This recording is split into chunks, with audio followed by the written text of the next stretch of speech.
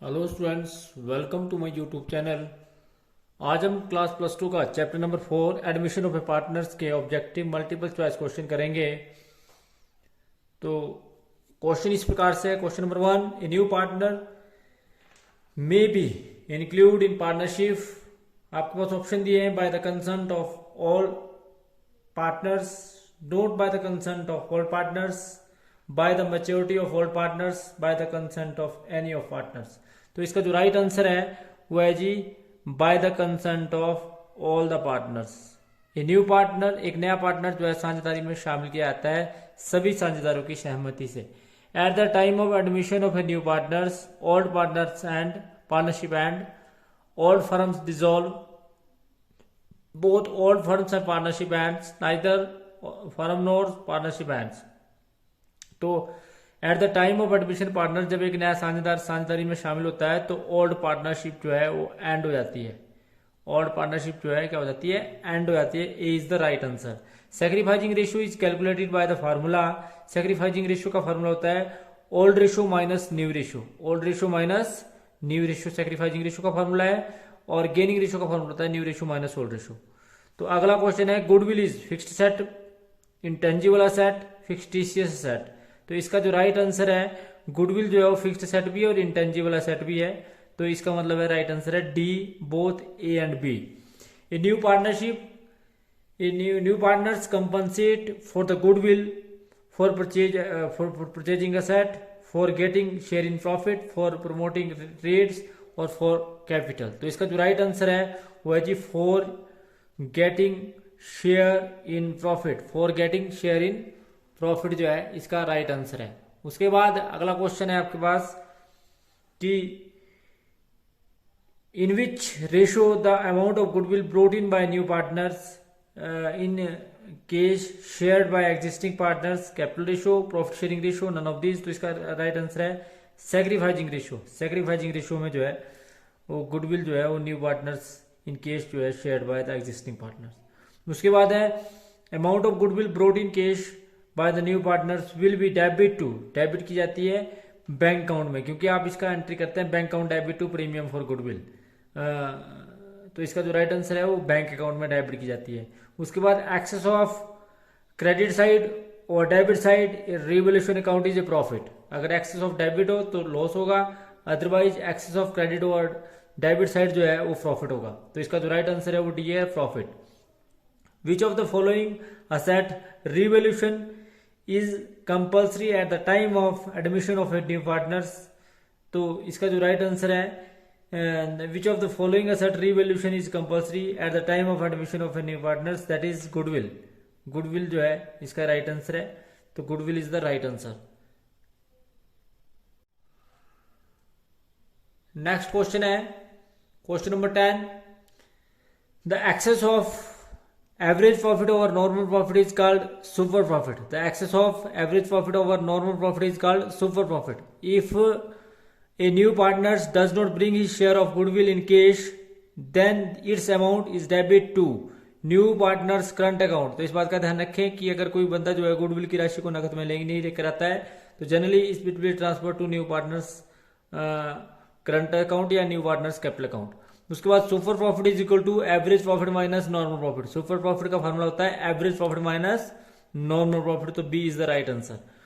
There is a capital employed of rupees 1,50,000। Profit जो है वो 50,000 and normal rate of return is 20,000। Business the amount of goodwill is capitalisation method will be. तो सबसे पहले हम इसमें क्या निकालेंगे जी, इसमें हम सबसे पहले नॉर्मल रेट ऑफ रिटर्न निकालेंगे। तो जो आपका 30,000 आया, 1,50,000 का 20% 30,000। फिर हम सुपर प्रॉफिट निकालेंगे तो actual profit minus normal profit that is 50,000 minus 30,000 that is 20,000। फिर हम कैपिटलाइजेशन ऑफ सुपर प्रॉफिट करेंगे तो इसका जो राइट आंसर आएगा वो आएगा जी 1 लाख। क्या आएगा जी 1 लाख। तो 1 लाख जो है इसका राइट आंसर आएगा। उसके बाद and that on the admission of a new partner profit and loss on revolution is transfer to capital account of old partners. Capital account of old partners, capital account of old partners में इसको transfer कर दिया जाएगा। Next question है if there is an existing goodwill in the firm books at the time of admission of a new partners, then it is transferred to तो इस बात का ध्यान रखें, it will be transfer to capital account of old partners, capital account of old partners. If at the time of admission of a new partners, profit and loss balance appear in the balance sheet will be transferred to old partners capital account as per their old ratio. Old partners capital account as per their old ratio. उसके बाद है if there is an unrecorded liability at the time of admission of a new partners, then it is debited to revaluation account because it is loss. तो इस प्रकार से इसकी entry कर दी जाती है क्योंकि लाइबिलिटी बढ़ती है, लाइबिलिटी को हमने रिकॉर्ड करना है, तो डेबिट टू रिवैल्यूएशन अकाउंट, तो revaluation account debit to unrecorded liability. Next question है if there is not clear indication of ratio of new profit, then capital account, then old partners sacrifice in old profit sharing ratio. In old profit sharing ratio, if there is not clear indication of ratio of new partners, then old partners sacrifice in old profit sharing ratio. The next question is if new partner bring the amount of goodwill in cash, it is credited to capital account of sacrificing partners, credited to capital account of sacrificing partners account. When there is no goodwill account and goodwill account is opened, then it is debit to goodwill account. When goodwill account is opened, then goodwill it will transfer to goodwill account. उसके goodwill of the firm, the base of 2 years purchase of average profit for last 3 years rupees 25,000, the average profit is rupees 12,500. तो इसका मतलब है कि हमारी जो goodwill ये आई, तो इसका मतलब है कि 25,000 को आप 2 से डिवाइड करेंगे, तो that is 12,500. Next question is calculate the value of goodwill 3 year purchase of super profit, capital employed rupees 25,000, 2,50,000, average profit is rupees 30,000. तो हमने सबसे पहले नॉर्मल प्रॉफिट निकालना है, 25,000 आया, और सुपर प्रॉफिट निकालेंगे, average profit minus normal profit that is 5,000, multiply करेंगे 3 से, दैट इज 15,000 जो है वो राइट आंसर आया. तो राइट आंसर इज डी 15,000. उसके बाद at the time of admission of new partners the accumulative loss are distributed to the old partners in old profit sharing ratio. चाहे प्रॉफिट हो, चाहे लॉस हो, चाहे रिजर्व हो, चाहे कंपल्सन फंड हो, ओल्ड प्रॉफिट रेशियो में ओल्ड पार्टनरशिप कैपिटल में ट्रांसफर कर दिया जाता है. If the firm earn 55,000, the normal rate of 10%, asset जो आपके पास 5,50,000 के दिए, लाइबिलिटी जो है 50,000 की दी है, तो आपने कैपिटल एम्प्लॉयड निकालनी है. तो 5 लाख में से 50,000 कटाया तो 5 लाख आया, 5 लाख का 10% आया जी आपके पास 50,000. Value of goodwill of the capitalisation of average profit, तो ये आपके पास आया जी ऑटोमेटिकली 100 से जो आपके पास 5,000 आया, 5,000 को 100 से डिवाइड करेंगे, 10 से ये करेंगे, तो आपके पास 50,000 जो इसका राइट आंसर आया. तो 50,000 is the right answer. Revaluation account is a nominal account, each and everybody know revaluation account is a nominal account. The balance of revaluation account transfer to capital account of old partners in their old profit sharing ratio. तो revaluation का जो profit है old partners की capital में as per the old ratio transfer कर दिया जाएगा. The general reserve is transferred to which account at the time of admission of a partners old partners capital account as per their old ratio. ABC चाहे वो general reserve हो, चाहे आपका work compensation fund हो, चाहे other कोई types of profit हो, तो इसको आप ट्रांसफर करेंगे ओल्ड पार्टनरशिप कैपिटल में as per the old ratio. Next question है एबीसी आर पार्टनर डी को एडमिट करते हैं. जब एडमिट करते हैं तो क्या इफेक्ट पड़ता है, तो ओल्ड पार्टनरशिप जो है वो रिकॉन्स्टिट्यूट हो जाती है. ओल्ड पार्टनरशिप जो है वो रिकॉन्स्टिट्यूट हो जाती है. ध्यान रखिए इस बात का, reconstruction of a partnership firm at the time of admission of a partners भी हो जाता है. उसके बाद है the monetary value of reputation of the business is known as goodwill. तो इस बात का ध्यान रखें कि किसी व्यक्ति द्वारा कमाया गया प्रतिष्ठा मान सम्मान को यदि मॉनेटरी वैल्यू में आप आंकते हैं तो उससे आप गुडविल की संज्ञा देते हैं. At the time of admission of a new partners the business the increase in the value of asset is debit to asset account. तो asset account debit to revaluation account इस प्रकार से एंट्री करते हैं.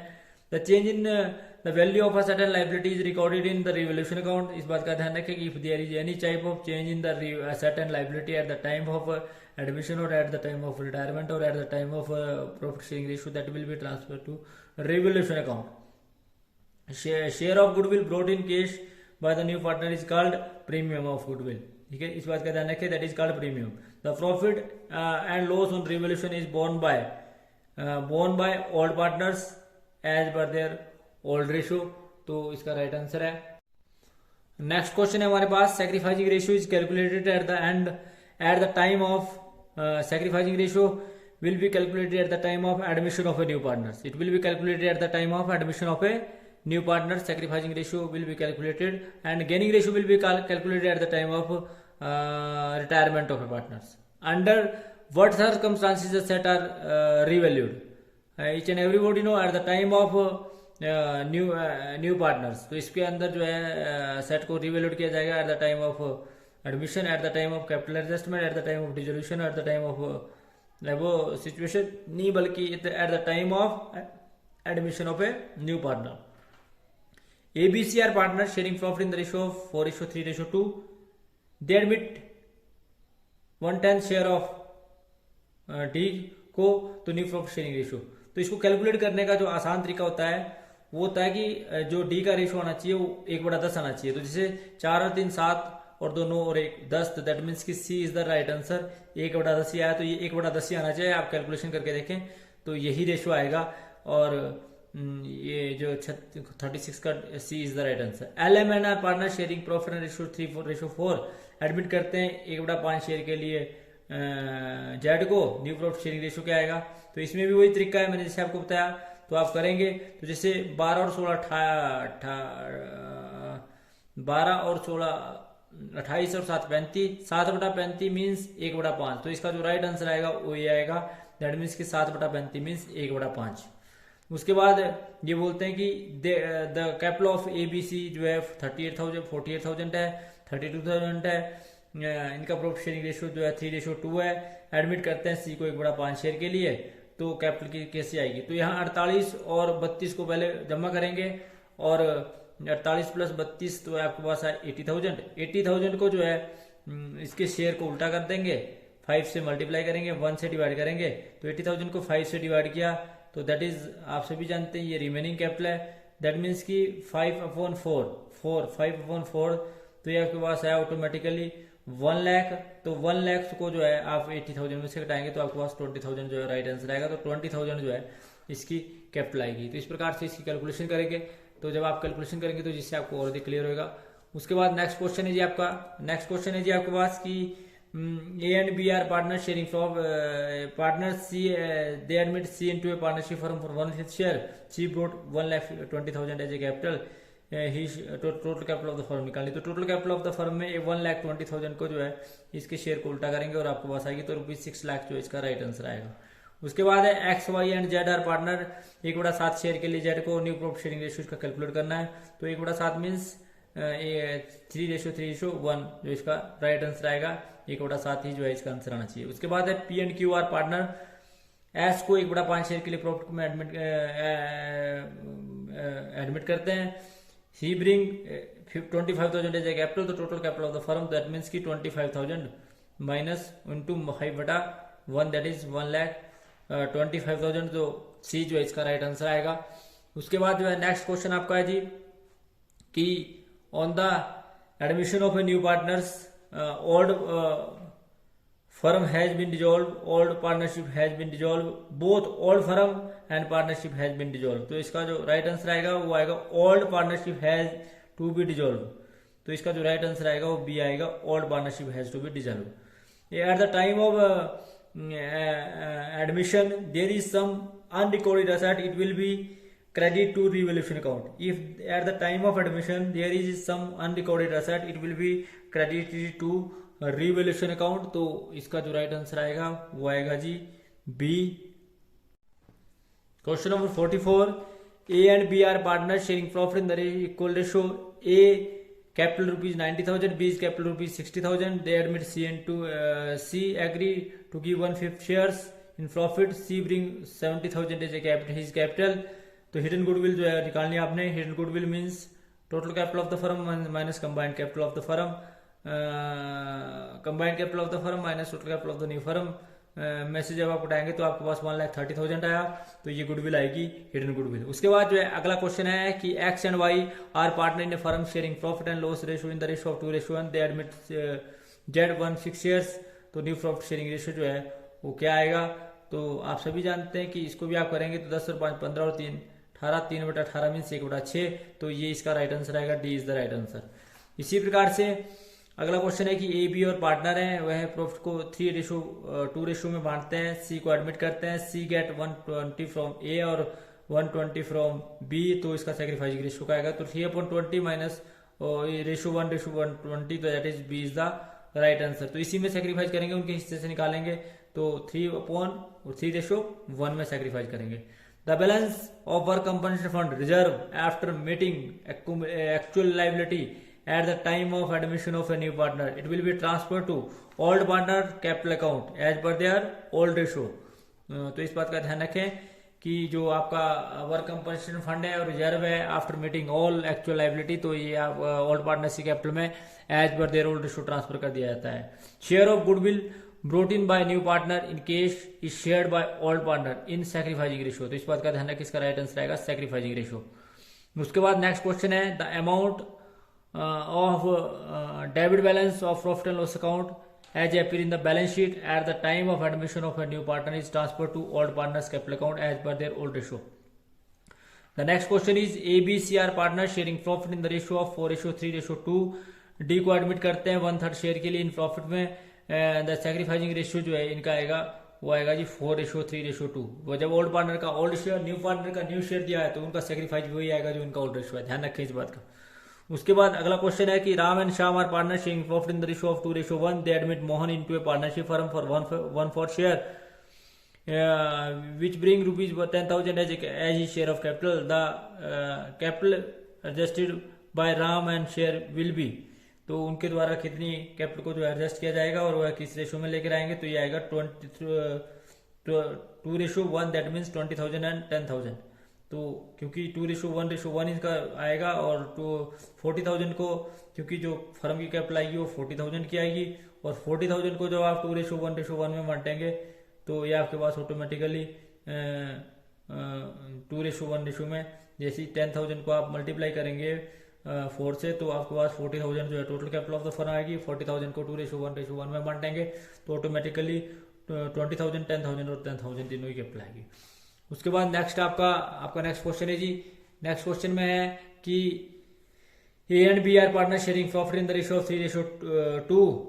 एज कैपिटल 48,000, बी की capital 32,000, इसका share है 1/5, तो ये बोलते हैं the capital of the C will be, C जो है वो लेकर आएगा तो ऑटोमेटिकली 20,000 आएगा।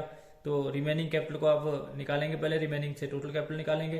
टोटल कैपिटल आपके पास आएगी 1 लाख, 1 लाख को 1/5 से डिवाइड करेंगे तो ऑटोमेटिकली 20,000 जो है सी की कैपिटल आएगी। उसके बाद अगला जो है वो आया जी A and B are partner sharing capital of ₹80,000 20,000 admit करते हैं सी को और सी जो है 3,40,000 रुपये लगेगा, तो अमाउंट ऑफ गुडविल कितना आएगा, इसको जोड़ेंगे, इसमें से इसको कटाएंगे तो ऑटोमेटिकली फर्म की गुडविल आ जाएगी और ये ऑटोमेटिकली जो आएगी आपके पास वो आएगी 3 लाख रुपये, 3 लाख रुपीज़। तो इस प्रकार से ये था जी आपका क्वेश्चन नंबर। अगर नेक्स्ट क्वेश्चन करेंगे, नेक्स्ट क्वेश्चन में आपका if the incoming partners bring he amount of goodwill in case and also balance exists of the in the goodwill amount, then the existing goodwill is written off among the partners, the old partners in new profit sharing ratio। उसके बाद अगला है जी in the balance sheet, तो इसका जो right answer है in the new profit sharing ratio. अगला है जी if the balance sheet after 2 new partnership agreement a certain liability are recorded at their current cost in case of work compensation fund, the amount claimed is one or more than the amount lying in work compensation fund is, then the shortfall will be recorded in the revaluation account। तो revaluation account में जो है वो record की जाती है। in case of work compensation fund reserve, if the amount claimed is more than the amount lying in work compensation reserve, the shortfall will be recorded in revaluation account। तो ये था जी हमारा आज की video. Thanks for watching the video. Please like, comment and subscribe my channel and press bell icon for next notification. Thank you.